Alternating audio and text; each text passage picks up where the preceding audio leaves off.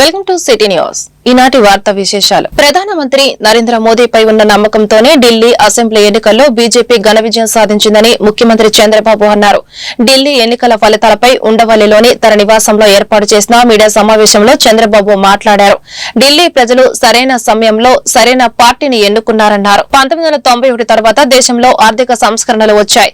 ఆర్థిక సంస్కరణలను తెలుగు బిడ్డ పీవీ తీసుకువచ్చాడు. సంపద సృష్టిస్తేనే ఆదాయం పెరుగుతుంది, మౌలిక వసతులు వస్తాయి. తెలుగు టెక్నాలజీ సాయంతో మనం ముందుకెళ్తాం. మన ఐటీ మౌలిక వసతులు గేమ్ చేంజర్ గా మారాయి. సరైన సమయంలో సరైన నాయకత్వం చాలా కీలకం. చాలా రాష్ట్రాలను దాటుకుని గుజరాత్ తలసరి ఆదాయం పెరిగింది. స్థిరమైన పాలన పాలసీలు గ్రోత్ గుజరాత్ అభివృద్ధికి కారణమని చెప్పారు. అదేవిధంగా కొందరు నాయకులు సంక్షేమ కార్యక్రమాల పేరుతో అవినీతి చేస్తున్నారు. కొందరు నేతల వల్ల రాజకీయాల్లో కాలుష్యం పెరుగుతోంది అని చంద్రబాబు వ్యాఖ్యానించారు.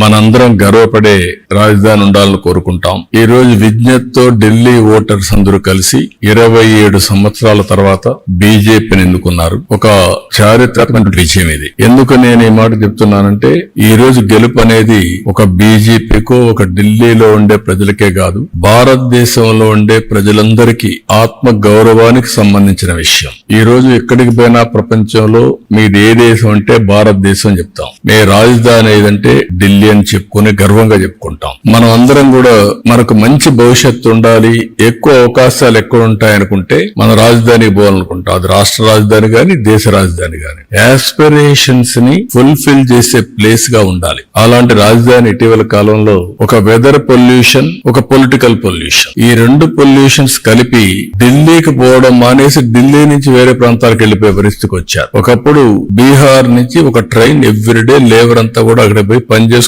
మళ్ళా ఈవినింగ్ ఢిల్లీ నుంచి బీహార్కి వెళ్ళేవాడు. ఇప్పుడు బీహార్ నుంచి ఢిల్లీకి రావడంలా పరిపాలన అంటే ఎట్లుంటుందంటే ఒక్కొక్కసారి పరిస్థితులన్నీ కూడా తారుమారయ్యే పరిస్థితులు వస్తుంది. దానికి ఉదాహరణ ఢిల్లీ. అయితే ఇక్కడ ఏ మోడల్ వర్కౌట్ అవుతుంది భారతదేశంలో అనుకుంటే, ప్రపంచంలో ఎక్కడ గాని భారతదేశంలో గాని పీపుల్స్ ఫస్ట్, ఒక సస్టైనబుల్ మోడల్ క్రియేట్ చేయాల్సిన అవసరం ఉంది. అదే నరేంద్ర మోడీ ఒక సస్టైనబుల్ మోడల్ ని క్రియేట్ చేస్తున్నాడు. ఆయన్ని మనస్ఫూర్తిగా అభినందిస్తున్నాం. ఈ రోజు ఢిల్లీలో గెలుపు కూడా ప్రధానమంత్రి నరేంద్ర మోడీ గారిపై నుండి నమ్మకం. ఆ నమ్మకంతో ఢిల్లీ ప్రజలు నరేంద్ర మోడీ గారి నాయకత్వాన్ని బలపరిచారు. ఢిల్లీ అసెంబ్లీ ఎన్నికలతో ప్రధాని మోదీపై విశ్వాసం మరోసారి రుజువైందని డిప్యూటీ సీఎం పవన్ కళ్యాణ్ అన్నారు.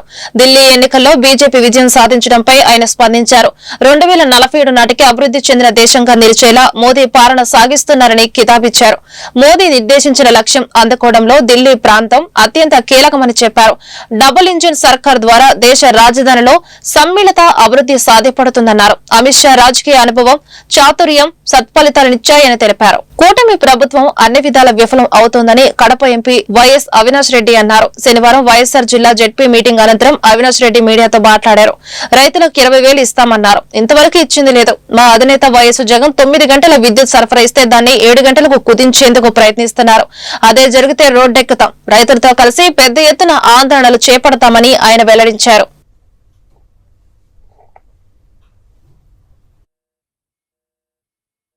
జిల్లాలో చాలా ప్రజా సమస్యలు ఉన్నాయి. అన్నింటిపైన కూలంకుషంగా చర్చించాల్సిన అవసరం ఉంది. మరి కలెక్టర్ గారు కానీ జేసీ గారు కానీ వస్తే సభను బిగిన్ చేద్దాం. ఇప్పటికే ఈ జిల్లాలో జరుగుతా ఉన్న డిఆర్సీ మీటింగ్లు ఏమాత్రం కేవలం అధికారులను టార్గెట్ చేసే విధంగానే జరుగుతా ఉన్నాయి. కొంతమంది అధికారులను టార్గెట్ చేసి ట్రాన్స్ఫర్ చేసే విధంగానే జరుగుతూ ఉన్నాయి. ఎక్కడైనా అర్థవంతంగా జరగడం లేదు. డిస్ట్రిక్ట్ డెవలప్మెంట్ రివ్యూ కమిటీలు కాస్త డిఆర్సీ మీటింగ్లు కాస్త డిస్ట్రిక్ట్ రివెంజ్ కమిటీ మీటింగ్లు అయిపోయినాయి. తెలుగుదేశం సంబంధించిన నాయకులు మీటింగ్ లో కూర్చుంటారు. కూర్చొని ఆ అధికారిని ట్రాన్స్ఫర్ చేయి, ఆ కార్పొరేటర్ ఇల్లు కొట్టు, అది కొట్టు, ఇది కొట్టు అని చెప్పి అర్థం లేని విధంగా డిఆర్సీ మీటింగ్లు జరుగుతూ ఉన్నాయి. విజయవాడ తూర్పు నియోజకవర్గ ఎమ్మెల్యే గద్దె రామ్మోహన్ 3వ డివిజన్ పరిధిలో వివేకానంద పార్కును పరిశీలించారు. అక్కడ పలు ప్రాంతాల్లో సమస్యల పరిష్కారం కోసం కృషి చేస్తారని చెప్పారు. ఈ సందర్భంగా గద్దె రామ్మోహన్ మాట్లాడుతూ విజయవాడ నగరంలోని 3వ డివిజన్ బాగా అభివృద్ది చెందుతున్న ప్రాంతమని, 10 సంవత్సరాలలోనే ఈ ప్రాంతంలో అనేక మంది నివాసులుగా ఏర్పడ్డారని, ఈ ప్రాంతంలో ప్రధానమైన సమస్య మురుగునీటి సమస్య అన్నారు. 2014-19 మధ్యలో వెంకయ్య నాయుడు ఆశీస్సులతో అప్పటి సీఎం చంద్రబాబు నాయుడు 5.5 కోట్ల కోట్ల నిధులు తీసుకురావడం జరిగిందని 2019-24 సంవత్సరంలో గత ముఖ్యమంత్రి జగన్మోహన్ రెడ్డి ఏ మాత్రం పూడికతీత కూడా చేయలేదని, సిఆర్డీఏ నుండి 100 కోట్లతో ఈ డివిజన్ ను అభివృద్ధి చేయడానికి చంద్రబాబు నాయుడు కూడా ఆసక్తి చూపారన్నారు. ఈ కార్యక్రమంలో 3వ డివిజన్ కూటమి నాయకులు, అధికారులు తదితరులు పాల్గొన్నారు.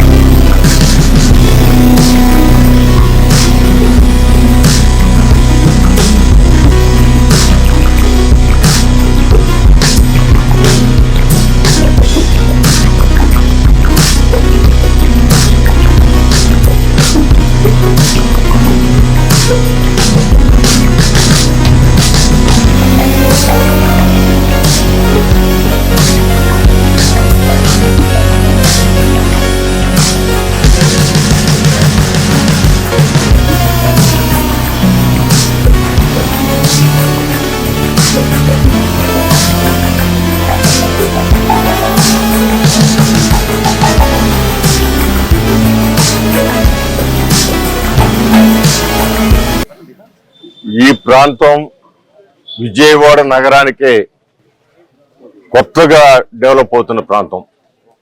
ఈ విజయవాడ నగరంలో ఎక్కడా కూడా ప్లేస్ లేదు. ఈ ప్రాంతంలోనే ఒక 10 సంవత్సరాల్లో బోర్డు చేంజ్ వచ్చింది. అనేక మంది నివాసాలు ఏర్పాటు చేసుకున్నారు. వాళ్ళకున్న ప్రధానమైన సమస్య మురుగు సమస్య. ఈ సమస్య కోసమే 2014-19లో వెంకయ్య నాయుడు గారిని రిక్వెస్ట్ చేసి 500 కోట్ల రూపాయలు ఆ రోజునున్న నారా చంద్రబాబు నాయుడు గారి సహకారంతో, వెంకయ్య నాయుడు గారి యొక్క ఆశీస్సులతో 500 కోట్లు వచ్చింది. దాన్ని 200 కోట్లు ఖర్చు పెట్టి కొంతవరకు సగం చేయడం జరిగింది. ఈలోపు గవర్నమెంట్ మారి ఆ టైంలో ఒక్క చిన్న డ్రైన్ పూడికి కూడా తీయలేకపోయాడు. అదేవిధంగా ఆ రోజు నిధులు కూడా పక్కదారి పట్టించి ₹1 కూడా లేకుండా చేయటం వల్ల, పూడికి కూడా తీగిపోవటం వల్ల ఉన్న డ్రైన్లన్నీ కూడా పాడైపోయి మొన్న వర్షానికి మొత్తం ఒక నదిలాగా తయారైంది. ఈరోజు ఈ ప్రభుత్వం నారా చంద్రబాబు నాయుడు గారి నాయకత్వంలో మొన్న డిస్కషన్ కూడా చేయడం జరిగింది. అవసరమైతే సిఆర్డీఏ నుంచి 100 కోట్లు ఇప్పించి ఈ యొక్క కార్యక్రమం పూర్తి చేయాలని చెప్పి ఆయన కూడా చెప్పడం జరిగింది. తొందరలోనే ఈ కాలనీకి, ఆ మురుగు నుంచి ఈ కాలనీకే కాదు, విజయవాడ నగరంలో మొన్న పెద్ద వర్షానికి అన్ని కాలనీలు కూడా నీళ్లు వచ్చాయి. ఆ నీళ్లు తొందరగా వెళ్ళిపోవటానికి, అట్లాంటి నీళ్లు ఈసారి అలాంటి ఉపద్రవం మళ్ళా వస్తే తొందరగా వెళ్ళిపోవటానికి ఆ నీరుని ఈ డ్రైన్ ద్వారా పంపించే స్కీము, అది పగడబందీగా వాటి ఏలూరు రోడ్డు పగలగొట్టి అక్కడ 10 అడుగులు కల్వర్ట్ కట్టాల్సిన అవసరం. కృష్ణా జిల్లా గుడివాడ టీడీపీ కార్యాలయ ప్రజావేదికలో ఎమ్మెల్యే వెనిగండ్ల రాము ఆధ్వర్యంలో గ్రీవెన్స్ కార్యక్రమం నిర్వహించారు. పట్టణంలోని 1, 15, 36 వార్డుల ప్రజానీకం, టిడ్కో కాలనీ వాసులు, వివిధ ప్రాంతాలకు చెందిన ప్రజలు తమ సమస్యల అర్జీలను ఎమ్మెల్యే రాము దృష్టికి తీసుకువచ్చారు. ఎమ్మెల్యే రాము సంబంధిత శాఖల అధికారులతో ఫోన్లో మాట్లాడి పరిష్కారానికి తక్షణ చర్యలు తీసుకున్నారు. ప్రజల సమస్యల పరిష్కారం కోసం నేటి నుండి ప్రతి శనివారం ప్రత్యేకంగా గ్రీవెన్స్ కార్యక్రమం నిర్వహిస్తామని, గత 20 ఏళ్లు నిర్లక్ష్యానికి గురి కావడం వలన పట్టణ పరిధిలో వేలాది సమస్యలు పేరుకుపోయాయన్నారు. సమస్యల పరిష్కారానికి ప్రత్యేక దృష్టి పెట్టినట్లు చెప్పారు. ప్రతి గుమ్మానికి వెళ్లినా నాకు ప్రజల సమస్యలపై అవగాహన ఉందని, ప్రతి సమస్యను పరిష్కరించడమే లక్ష్యంగా సాగుతున్నారన్నారు.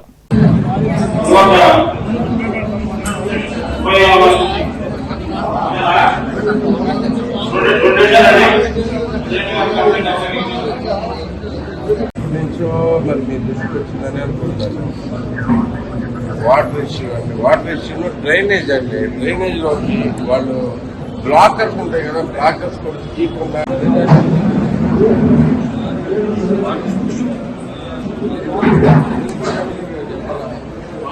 అది కూడా 20 ఏళ్ళ తర్వాత మొన్న 20 ఏళ్ళుగా మా గురుగారు పేరు శాంతిలో నిలబడిన పరిస్థితి లేదు.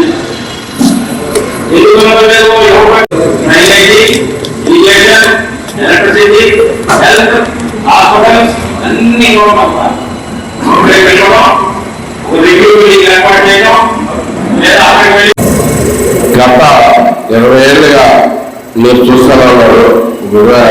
అనేక రకాలుగా అనేక రంగాల్లో వెనుకబడి కాకుండా అనేక సమస్యలు పెరిగిపోయాయి. కొన్ని వందల సమస్యలు, కొన్ని వేల సమస్యలు దేనిలో చూసుకున్నా కానీ మంచినీళ్ళు రావడం లేదనేది కానీ లేదు. మనకి రోడ్లు గుంట్లు కానీ రోడ్లు బాగోపోవటమే కానీ, అంతేకాకుండా కరెంట్ స్తంభాలు, కరెంట్ లైట్లు, రకరకాల లైట్లు లేవనేది ఎంతో అది మనకి తెలియనంత మనకి తెలిసిపోయింది. ఎదుర్కొనే కనపడే సమస్యలు కొన్ని వేలలో ఉన్నాయి. కనపడిన సమస్యలు ఎదుర్కొనే కనపడిపోయాయి. రోజులు సమస్యలన్నీ ఒకేసారి సాల్వ్ అయిపోతాయని ఎవరు అనుకోలేము.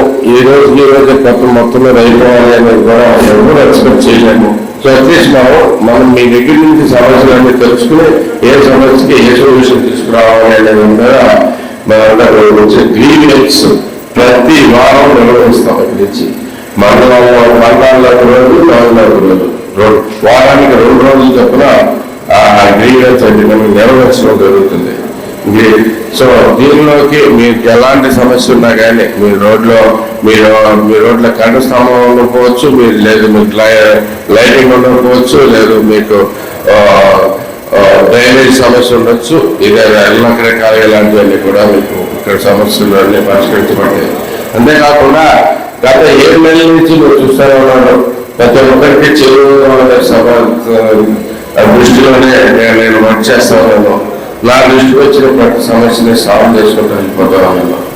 గత కొన్ని రోజులుగా గత వారం రోజులుగా అయితే కనుక నేను ఒక వర్కేసుకున్నాను.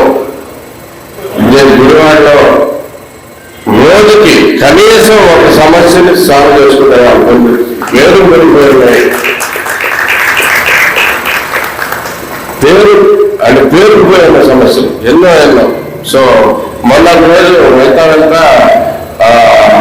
పంచాయతీ కార్యాలయం వచ్చి రోడ్డు బాగా జరిగింది. ఆ రోడ్లు వచ్చేసి అక్కడికి వచ్చేసరికి డ్రైనేజ్ అంతా దారుణంగా ఫుల్ పడుతుంది అక్కడంతా.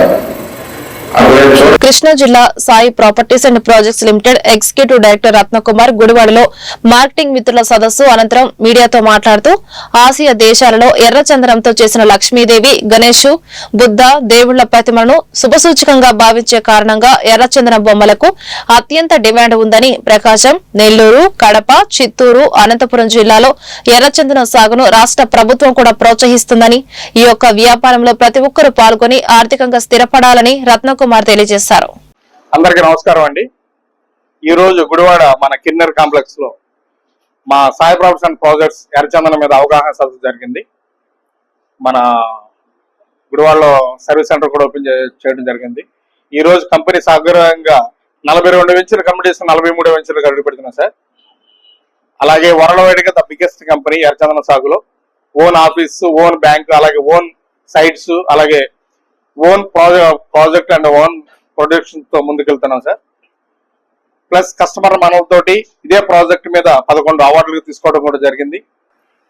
అలాగే ఈ రోజు కంపెనీ చూసుకుంటే కనుక 11,000 మంది కస్టమర్స్ తోటి, అలాగే ఓన్ బ్యాంకింగ్ రంగంలో కూడా ఈ రోజుల్లో కస్టమర్ కి 50% లోన్ ఇస్తూ వాళ్ళకి సర్వీస్ సపోర్ట్ చేస్తూ వాళ్ళ ఎర్రచందనం సాగులో భాగస్వామ్యం చేస్తూ ఈ రోజు వరల్డ్ వైడ్ గా బిగ్గెస్ట్ కంపెనీగా మేము వెళ్తున్న సందర్భంలో గుడివాడలో ఈ రోజు సుమారు ఒక 20 నుంచి 35 మెంబర్స్ కి ఈ రోజు దీని మీద అవగాహన చేయడం జరిగింది.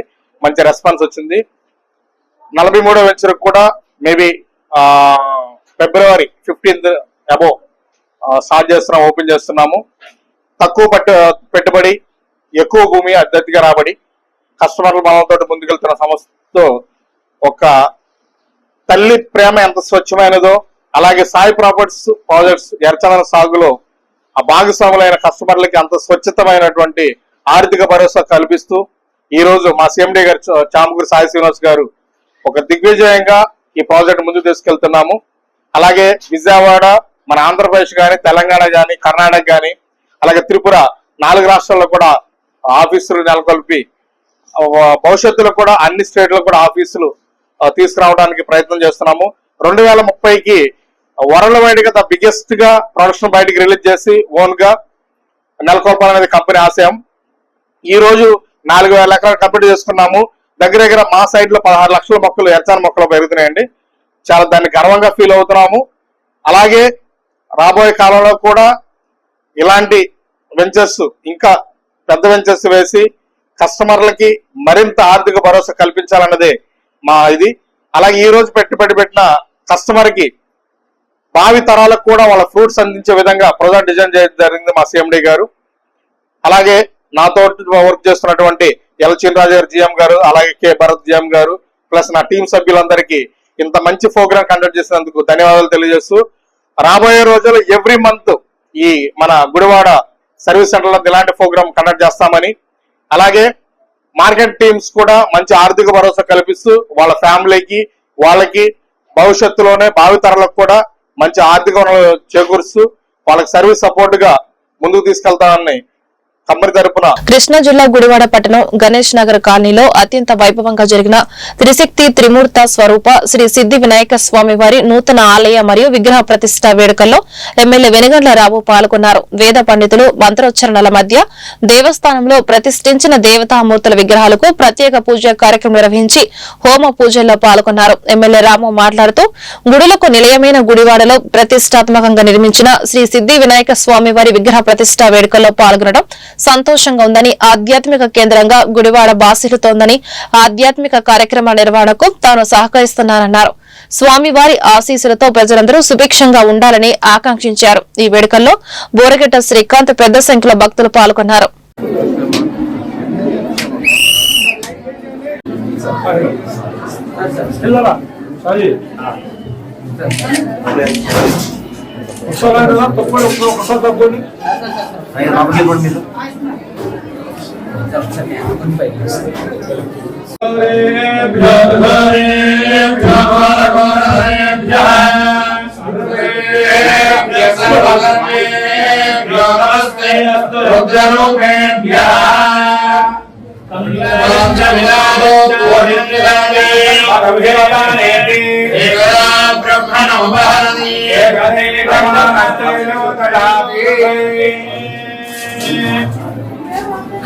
जय बोलो गणेश।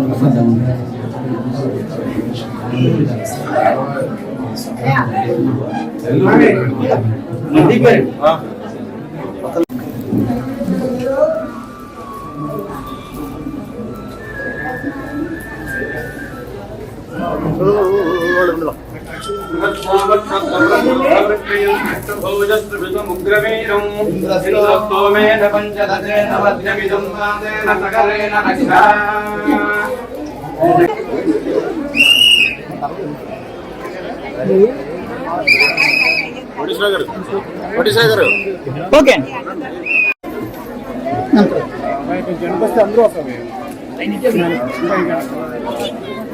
ఓకే రెడీ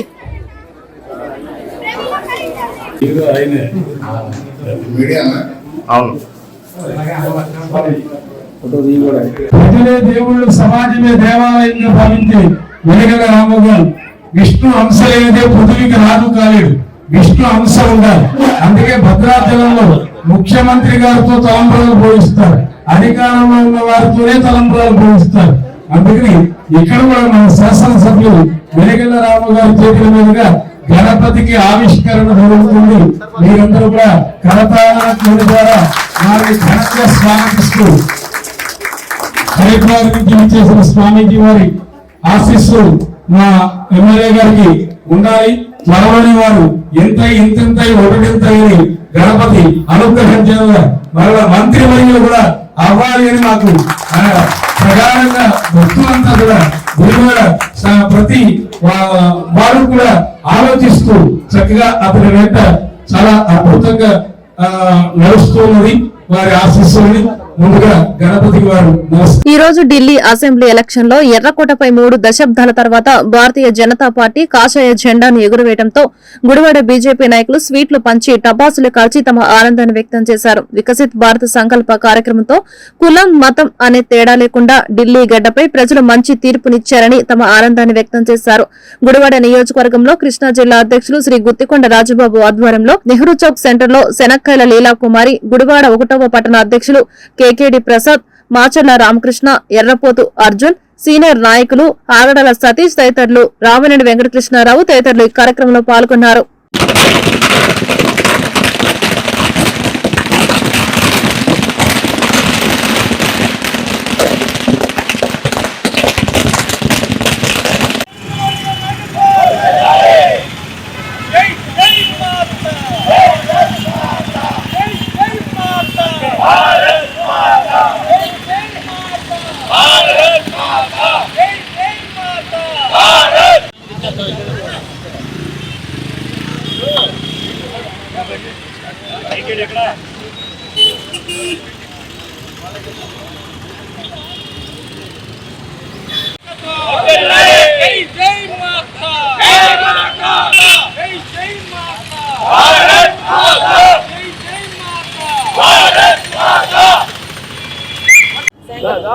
ఈ రోజున ఢిల్లీలో ఎర్రకోట మీద భారతీయ జనతా పార్టీ రెపరెపలాడించిన ఢిల్లీ యొక్క ప్రజలకి ముందుగా శుభాకాంక్షలు తెలియజేస్తూ, ఒకప్పుడు కాంగ్రెస్ పార్టీ 2 ఎంపీలున్న బీజేపీని పార్లమెంట్లో అవమానించింది. అధికారమే దాహంగా కాంగ్రెస్ పార్టీ ఆ రోజున వాజ్పేయి గారిని, అద్వానీ గారిని అవహేళన చేసింది. అదే 2 స్థానాలున్న భారతీయ జనతా పార్టీ ఈ రోజున మన 29 రాష్ట్రాలు ఉంటే 18-19 రాష్ట్రాల్లో అధికారం చేపట్టింది. ఆ రోజున వాజ్పేయి గారు చెప్పారు, అధికారం అస్తమిస్తుంది, సూర్యుడు ఉదయిస్తాడు, కమలం వికాసిస్తుంది అని చెప్పి. ఇవాళ అది రుజువు చేశారు ఢిల్లీ ప్రజలు.